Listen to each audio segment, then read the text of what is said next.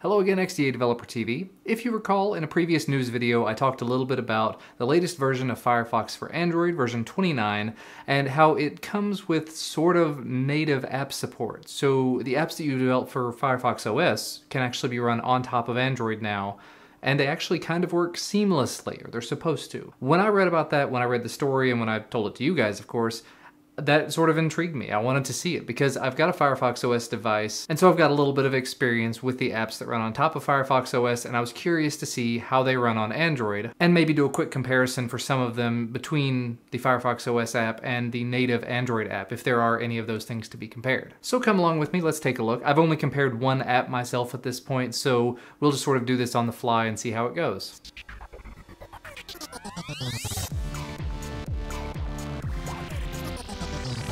Now, as you can see, I will be using my Nexus 10 for this. If you want to get Firefox on your device of choice, if you don't have it already, as you can see I already have it installed, head on over to the Play Store. From there, do a search for Firefox. And there you go, Firefox browser for Android. Should be available as long as you've got the Play Store. If you don't, I believe you can actually go through Mozilla's website and download the APK directly. But this is just quickest and easiest way that I've found to do it myself. So yeah, if you want to get new apps, Firefox specific apps, you go into Firefox itself. Here, one of the default tabs is the Firefox Marketplace. And after just a few seconds, I'm actually taken to the last place on the Marketplace that I was. There we go, we got all categories now. If you want to get there directly, it's marketplace.firefox.com. But anyway, as you can see, this is the Firefox Marketplace. You've got a categories view here. You can pick sort of what you want to see, sort of similar to the Google Play Store. You can sign in up here. I don't have a login for it, so I don't know exactly what sort of options you get when you do sign in. But just for the heck of it, I'm going to go ahead and say social, because I do a lot of social stuff, as you probably guess. Twitter, I've already installed the Twitter app, but just so you can see it, this is what the page would look like. It gives you a little sample of what the app should look like. I have a launch button here, description and everything, so if I wanted to install it, I could click on that, but I've already got it. If I wanted a different app though, let's just say I want the SoundCloud app. So here it is, it says it's free. It's got some pictures that I can sort of swipe through, although the performance on that's not quite great. Part of that could be that I'm running the Nexus 10, which is not the most amazing, latest, greatest device or anything. Part of that could be Firefox. But anyway, if I go ahead and hit the free button, after just a few seconds, it says, do you want to install this app? And that actually looks kind of like a native pop-up that you would expect for an installation of an APK. There we go, app installed. So if I want to open it now, there's an open button. Takes me directly into the app. Now I noticed when I tried this on a phone, it looked a little bit more like a web browser. Maybe it had to do with the orientation. No, on the tablet it's got the slightly different tablet interface. And really, after looking at this app just a little bit, it looks kind of like a web page. It's not amazing, it's not outstanding. It's functional though, and it should tie into some of the native things that Android supports. It doesn't support all of the APIs you would get on a native Firefox OS device. So like I said in the previous video, it doesn't support device storage yet, but we're using the app now. There's actually a button here that says download app. I'm curious. Takes me directly to the Play Store. So here's another good example of an app we can compare. Now while that's downloading, let me show you another one I did earlier.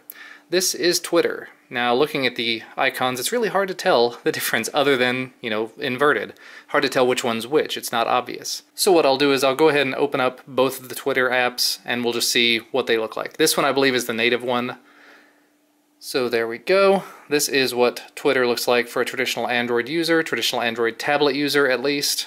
Very functional, you can swipe between it using all the normal Android functionality. And this is the Firefox app. As you can see, it actually looks kind of similar to the SoundCloud one we were just looking at. You can't swipe back and forth between things. The buttons do tend to work, so that's an option. Not an amazing experience, not the most fast experience. As you could see from the other app, swiping back and forth between this was extremely fast and fluid. The non-native app, the Firefox app, is just not terribly impressive there. As far as the SoundCloud one, I did take a second there to put both of them on the home screen. Here we have the Firefox OS one, which you can see up here actually, if you can see that little text. It's going to the m.soundcloud.com page, so this is what you would expect to see if you just opened it in a browser.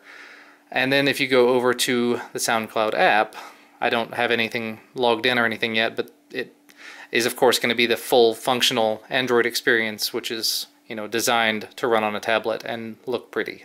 And yeah, after just a few seconds there, I managed to tie it into my Gmail account. This is the native Android app.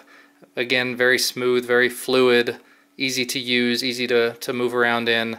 Whereas their mobile experience, which, again, this really goes to speak volumes about the mobile pages for some of these sites.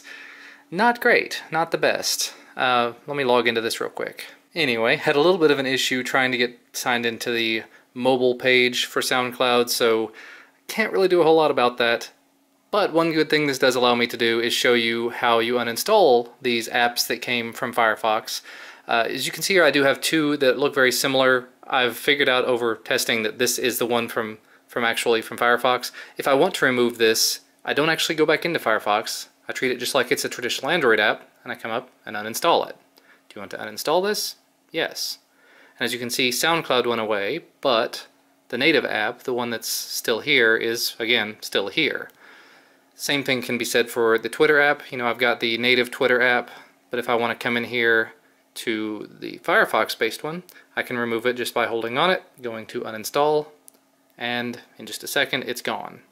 Installing and uninstalling is a very quick process. Now, there's not just social apps in here, of course. You can go in to all your categories, and there's games, there's business apps, entertainment apps. The problem with a lot of this is there are already apps for most of these things on Android natively.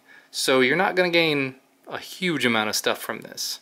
But let's just see, Fruit Cut Ninja. As you probably realize, there is a Fruit Ninja on Android already, but this is a free version. I tried it a little bit earlier on my phone and it was interesting. We'll leave it at that. But there we go, we're installing, already done, ready to open it. Let's see what happens. So here we go. Kind of hard to tell what I should really be hitting for the giant advertisement in the middle, but I'll hit the play button, hope for the best. We got an ad, another ad. That's the one thing I will say about it. It probably makes it really easy for developers to put ads in their apps, but I'm sure it's not that difficult on Android either. So let's turn up the sound, see what it'll do. Hit play. We're going to slice some fruits. Avoid the bombs. And I don't have any sound. Yep, there's fruits. Yeah, anyway, so there are quite a few games out there for it. That is an option. Now the good thing about this is, you know, I kind of dog on it a little bit. I'm kind of giving it a hard time. It's another option.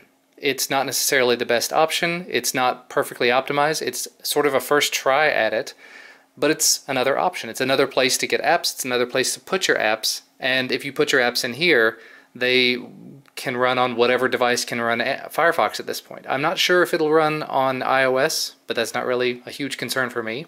But the same apps you put on here should run on Firefox OS. They should run, I think they'll run on the Firefox for desktop, but feel free to correct me if I'm wrong there. I don't usually run Firefox on my desktop, so I can't really attest to that.